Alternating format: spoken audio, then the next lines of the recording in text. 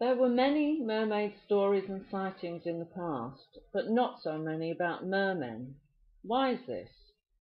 It might be because, as with the Haenyeo and Ama divers in Korea and Japan, female divers far outnumber male ones. What's the reason for this? The waters around Korea and Japan are cold, and women's bodies are better suited to swim in cold water than male bodies. The common explanation for this is that women have a higher percentage of subcutaneous fat than men, which insulates them from the cold water. In much the same way, blubber also insulates dolphins, seals, and whales. Some people dispute this and point out that an overweight man would have as much body fat as an average woman, and this would insulate them to the same degree. Also, men are able to train their bodies to swim in cold water in the same way women can. Dr. Jolie Buxban, an authority on the subject, has pointed out another reason why men have problems in cold water, and that is because of a medical condition she calls frostbite shorts. Women have internal sex organs. Men have external sex organs. Men produce their sperm in the testicles. Sperm is sensitive to temperature and will die if it gets too warm or too cold.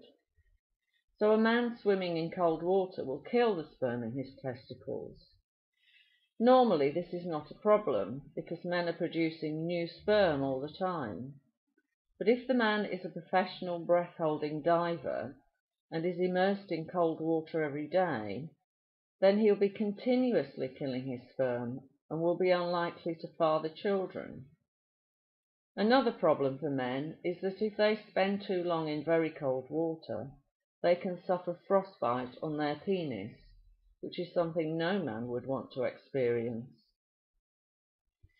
Dr. Buxban spent time working as an ama diver to study the effects of swimming in cold water on her own body and the bodies of ama divers. The divers she studied were all wearing cotton costumes. She made the point that these costumes were very uncomfortable when wet and would make the ama divers feel much colder when out of the water than if they wore nothing.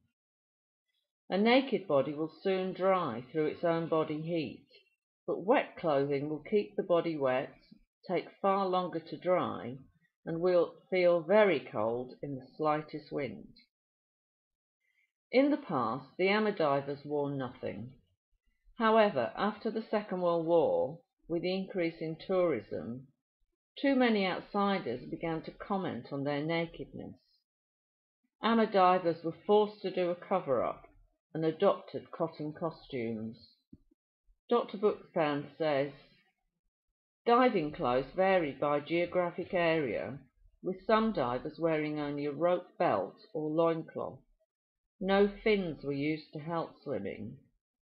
Later, when wetsuits were developed, only male divers wore them.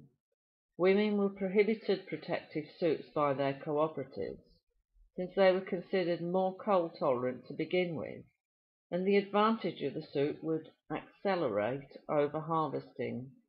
Later, the work became pretty much exclusive to women. She also explains that wetsuits are not as large a benefit for women as they are for men in cold water. This is because men have a higher skin temperature than women, and therefore more heat is radiated away from a man's body in cold water than from a woman's. So the insulating qualities of a wetsuit are of less use to women. So if this is the reason why few men are breath-holding divers in Japan and Korea, then was it also true for mermaids in Europe? After all, the water is not only cold in places like France and England, where we have mermaid sightings, but also in Ireland, Scotland, Iceland, the Scandinavian countries, and Russia. All these places have mermaid stories and sightings. So how could breath-holding divers work in the very cold water of places like Iceland, Scandinavia, and Russia? To understand this, we have to look at the experience of modern open water swimmers. In 1987, Indian swimmer Lynn Cox swam the Bering Straits from the Alaskan island of Little Diomede to the Soviet Union island of Big Diomede without a wetsuit. She swam for 2 hours in Arctic waters. Then in 2002, she became the first person to swim over a mile in the waters of Antarctica, spending 25 minutes in the water, also without a wetsuit. So how was she able to accomplish these feats when a normal person would quickly freeze to death? It seems that open water swimmers have not only to train themselves to swim for long distances, but also train their bodies to withstand very cold water. This is commonplace with swimmers who have crossed the English Channel. Even in these relatively temperate waters, a normal person can freeze to death if they haven't conditioned their bodies to withstand the cold.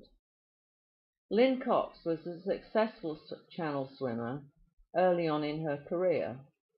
In 1972, at the age of 15, she swam the English Channel and shattered the men's and women's world records with a time of 9 hours and 57 minutes. The next year she swam the Channel a second time and again broke the record. In 1976, Lynn Cox became, officially, the first person to swim across the Strait of Magellan. It's very likely that she wasn't the first person to do this, because in the area there were once female breath-holding divers. The Strait of Magellan goes through the Tierra del Fuego Islands in the most southerly part of South America. The original inhabitants were the Ona and Yamana tribes. The Ona lived inland, but the Yamana lived on the coast, and as with the Ama and Hainio, the women were breath-holding divers. Diving in waters even colder than that of Korea and Japan, they foraged for shellfish and seaweed. It could well be some unknown Yamana woman who was the very first person to swim across the Strait of Magellan. Because the land was useless for anything, the tribes were mostly left alone until 1883, when gold was discovered there. The gold soon ran out, but the ex-miners took up sheep farming and claimed all the land as their own. Unfortunately, some of the Onar men began to kill the sheep for food and clothing, so the sheep farmers paid bounty hunters to exterminate the tribes, making no distinction between the Onar and Yamana. Later on, the few survivors of this genocide were saved by missionaries, but in spite of their efforts, no full-blooded Yamana now exist.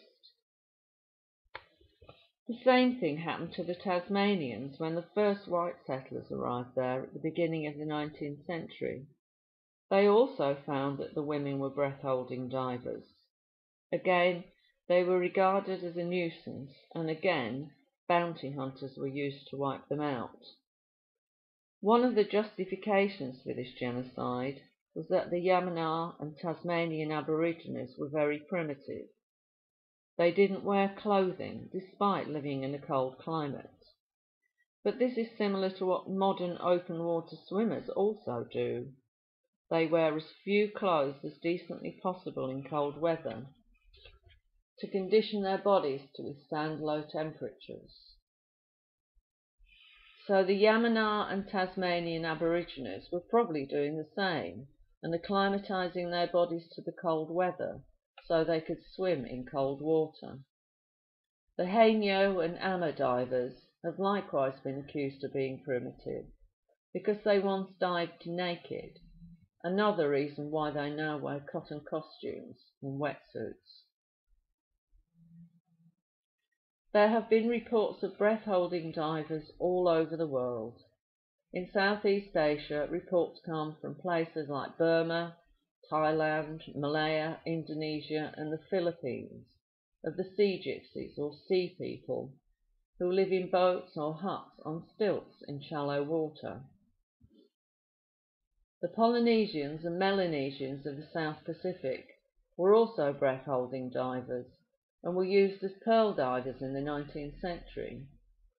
Up until recently, there were breath-holding divers in India. In Kerala, on Colombo Beach, there is a giant statue of a mermaid that is far larger than the famous Little Mermaid statue in Copenhagen Harbour. There were breath-holding divers in both North and South America. We only know about them from large shell mounds the size of hills, which were created by millions of shellfish being collected by breath-holding divers. Shell mounds like these have been discovered in South Africa, Northern Europe, and on the Mediterranean coast. It seems that the shell mounds on the Mediterranean sea coast were created by the famous Phoenicians, who were part of the Sea People. So this is the reason why we mostly have stories of mermaids and not mermen, because women can endure cold water much better than men. In our next video, we will explain why, in so many stories of mermaids in Europe, they have fishtails.